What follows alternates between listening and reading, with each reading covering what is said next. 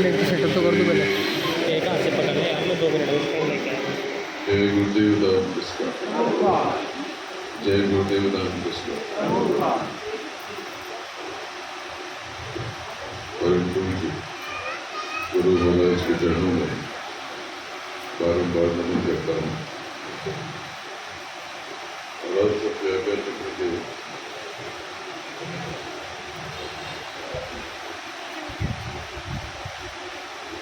विद्यमान आपकी सूरत, आपके रूप को प्रणाम करता हूँ। पवित्र जीवात्मा, ये तो तमाशा का फिला, ये बिहार से चलता चलता आपके प्रदेश में और आपके शहर में, आपके गली मोहल्ले में पहुंच गया।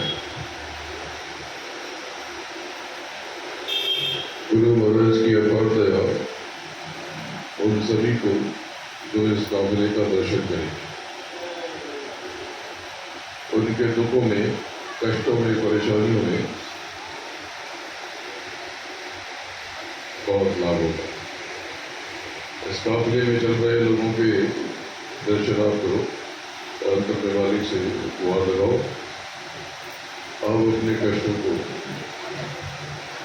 आप अपने कष्टों में बहुत कमी पाओगे। लेकिन ये कष्ट क्यों है? ये कष्ट आपके कर्मों से पैदा होता है। आप कहोगे हम तो सब अच्छा कर्म करते हैं। आप कई कर्मों की बात करते हो जो आपके जरूर ठीक होंगे, लेकिन आप हमेशा मानसिक और वाचिक कर्मों के बोझ पर दबे रहते हो। हमेशा आप उल्टा चिंतन किया करते हो, हमेशा आप स्वयं को कष्ट में महसूस करते हो। ये आपके कष्ट भरे चिंतन आपके कष्टों में और इजाफा करते जाते हैं, आपको पता नहीं चलता।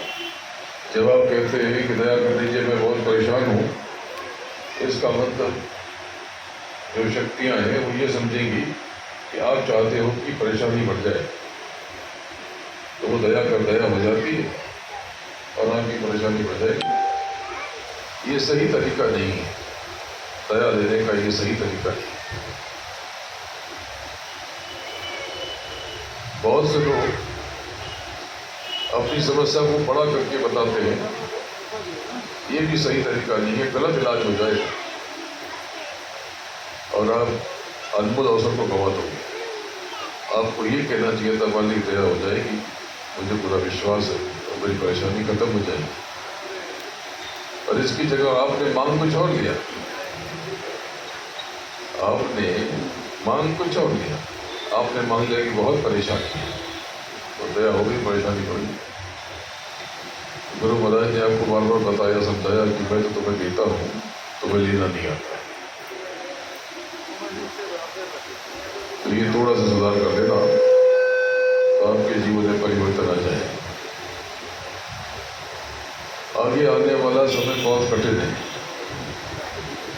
इसलिए गुरु महाराज ने आपके ऊपर मेहर करके हिंदुनाशक काफिला आपके आसपास पहुंचा दिया। देखो मेरे ये गुरु महाराज पर विश्वास है, इन पर यकीन है। आगे समय जरूर खराब आ रहा, लेकिन समय अच्छा है या खराब, संसार में आग लगे या संसार बह जाए, मालिक पर विश्वास रखोगे तो आपको कुछ भी नहीं होगा। ये पक्की बात है। लेकिन ये दुख आपको क्यों होता है? कारण आप ही हो। तो आप दुख मिटाने की बात कहते हो, आपको दुख सहने की शक्ति मांगनी चाहिए थी।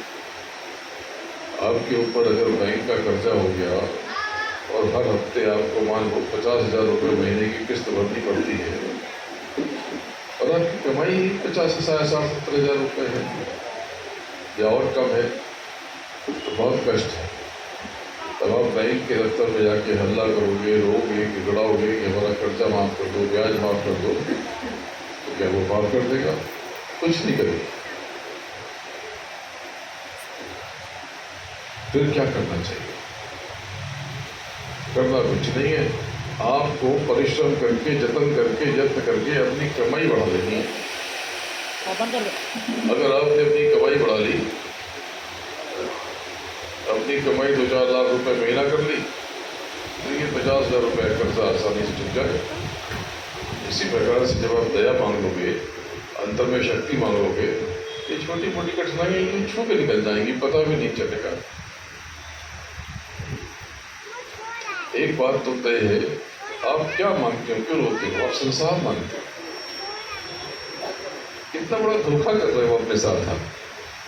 आप सांसारिक रिश्ते मांगते हो, सांसारिक नाते मांगते हो, सांसारिक पद प्रतिष्ठा मांगते हो, सांसारिक धन मांगते हो, यही मांगते हो। अब जैसे कल मैं आपके पास आऊं, आप मैं कहूं कि ये मुझे मकान दे दो, घर दे दो, सोफा दे दो, बिस्तर दे दो, और वो बिगड़ाऊं, और आप दया कर दो। लेकिन आप कल मुझे दे दोगे, मुझे तो आज जाना है। रुकने का कोई विधान नहीं, जाना है तो जाना ही पड़ेगा। मुझे अगर 1 बजे निकलना है, 2 बजे निकलना है, तो 1 या 2 बजे ही निकलना पड़ेगा। मैं 2-4 हफ्ते और रुक जाऊं, ऐसा संभव नहीं। तो आया है सो जाएगा, राजा रघुपति। तो थोड़ा सुविधा कम भी होगी, क्या फर्क पड़ जाएगा? बोलने बतियाने वाला कोई न भी मिलेगा तो क्या हो जाएगा? तो मालिक तो है, सदगुरु तो है, अंतर में आपकी सुनता है, अंतर में आपको राह बताता है, अंतर में आपको जवाब देता है। आप नहीं सुन पाते, आपकी समस्या है, लेकिन वो सुनता भी है, कहता भी है। जब मालिक की संगति है, गुरु महाराज की संगति है, आपको जगत क्यों चाहिए? ये जगत छूटने वाला है। मिल गया तो अच्छा, और नहीं मिला तो और भी अच्छा। ये कैसे अच्छा हुआ, नहीं मिला तो? इसलिए कि इसमें प्रभु की मर्जी है। जो हुआ वो बेहतर, और जो नहीं हुआ और भी अच्छा है।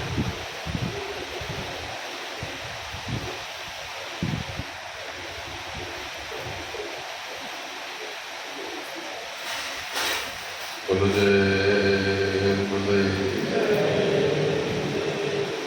देखो प्रभु, बहुत थोड़ी बात कहने मैं आपके बीच आया। आज आपको थोड़ा ऊपर का भेद सुनाऊंगा और बताऊंगा, लेकिन कुछ बातें ऐसी, गुरु महाराज पर विश्वास करना, यही गुरु है, यही गुरु है। क्योंकि पहले कुछ भी नहीं था, न हवा न पानी, न राजा न रानी, कुछ नहीं था, केवल एक रानी। इन्हीं की मौत से पूरा समूचा विस्तार हुआ और भिन्न संसार हुआ, और मदद का सब वजूद है। यही गुरु होते हैं, इन्हीं की मौत से पूरी कायनात चलती। दूसरा कोई गुरु न हुआ न होगा। मैं गुरु नहीं हूं, मैं गुरु महाराज के चरणों के धूल हूं। लेकिन मैं क्या हूं, कौन हूं, ये इतना महत्वपूर्ण प्रश्न है ही नहीं, इतना जरूरी सवाल ये है ही नहीं। सवाल अगर महत्वपूर्ण है तो ये है कि आप कौन हो, क्यों आप फंसे हुए जगत में, क्यों रो रहे हो, चिल्ला रहे हो, क्यों तड़प रहे हो? सवाल ये महत्वपूर्ण है। लेकिन इसकी जगह पे आप कहीं और लग जाते हो।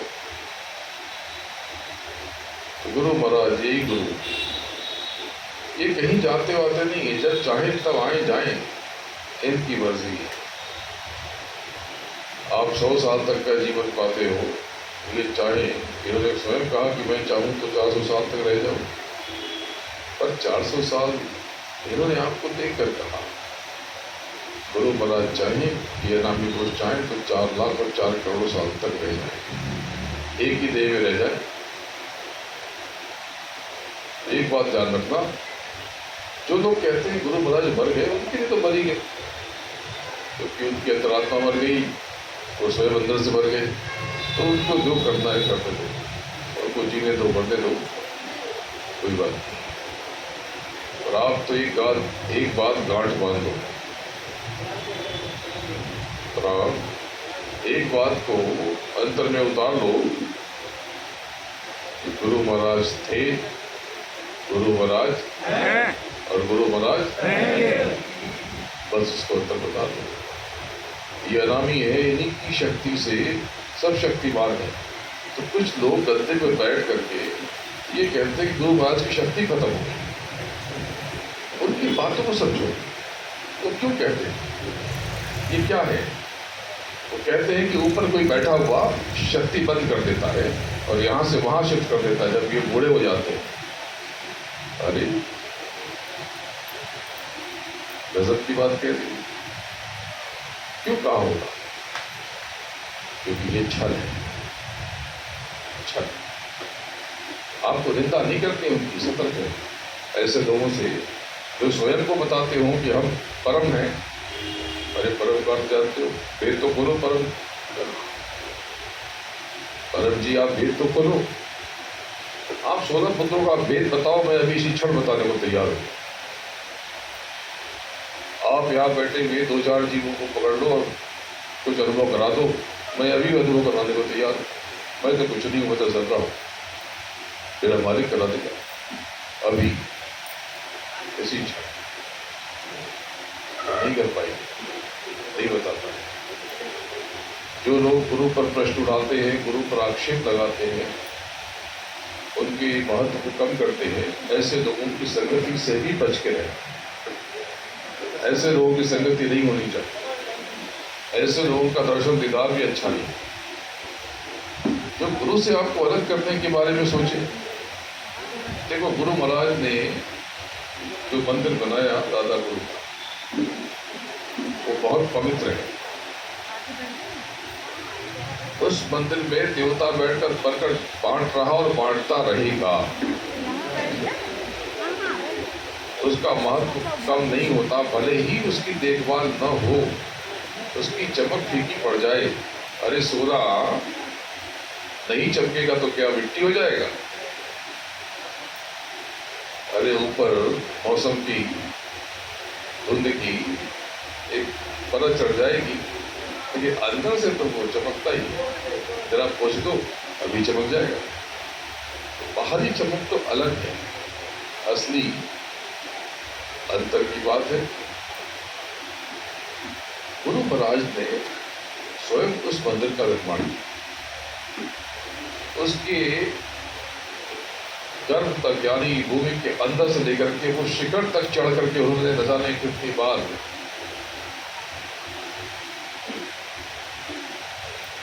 ये यात्रा की, उसकी देखभाल की और उसके रेशा रेशा कण कण, जर्रा जर्रा उनकी मौत से बना। लेकिन कुछ लोगों ने यह भी कह दिया कि गुरु महाराज के मंदिर को भूलना पड़ेगा। एक और धोखा। देवियों, गुरु महाराज की किसी भी चीज को जो भूलेगा वो अनंतों काल के लिए इस गौसागर में 84 में खो जाएगा। ये भूल कभी मत करना, ये गलत है। उस मंदिर को कभी मत भूलना, भले वो किसी के कब्जे में हो। आप जाना वहां पे, भले सेवा मत देना और किसी का प्रवचन मत सुनना, लेकिन शीश नवाकर मट्टा देखकर निकल आना, भले ही तुरंत निकल आना। लेकिन जो ये कहे कि उस मंदिर को भूलना पड़ेगा, ऐसे विचार स्वप्न में भी मत लाना। ये एक और छल है। तीसरा, महापुरुष ने कह दिया कि मंदिर की कोई जरूरत नहीं। बहुत मंदिर पड़े, कहीं चूहे कूद रहे, कहीं बिल्ली कूद रही, गिलहरी कूद रही, पता नहीं क्या क्या हो रहा, देखभाल नहीं हो पाती। क्या है ये सब? कैसी बातें हैं? क्यों है? और ये जो है, जो लोग हैं, ये पलटू राम है। ये अपनी बातों पे दृढ़ता से कायम भी नहीं रह पाते। कभी कुछ कहते, कभी कुछ, कभी कुछ। ऐसे लोगों पर भरोसा क्या करना? क्यों करना? देखो, मैं किसी की आलोचना निंदा नहीं करता, लेकिन जो गुरु महाराज के प्रति अजीब अजीब बातों का प्रयोग करेगा तो मुझे कुछ तो विनम्रता से कहना पड़ेगा, कुछ तो कहना पड़ेगा। आप उन पर कोई हमला मत करना, लेकिन प्रश्न पूछने का अधिकार आपको है, आपके प्रश्नों का सामना नहीं कर सकते। जब मैंने ये प्रश्न किया और मैंने कुछ दिन पहले कह दिया, देखो पलटू राम है वो पलट जाएंगे, फिर से पलट गए। देखो प्रेमियों, जिसके मन में गुरु के लिए इतना द्वेष हो, विद्वेष हो, उसकी बनाई भी किसी भी चीज का क्या महत्व है? कुछ नहीं। अब गुरु महाराज का आदेश और निर्देश हो गया, क्योंकि गुरु महाराज ने आपको बहुत सारे आदेश नहीं दिए। उनका एक आदेश था कि नाम का दान लेकर के नाम की कमाई करो, अपने घर चलो। दूसरा आदेश था शाकाहारी रहो और शाकाहार का प्रचार करो। छोटे मोटे अलग अलग आदेश सबको हुए, लेकिन एक महत्वपूर्ण आदेश गुरु महाराज रहेंगे, मैं रहूंगा, और मेरे भी तो स्थान जैसे जहाँ बनने हैं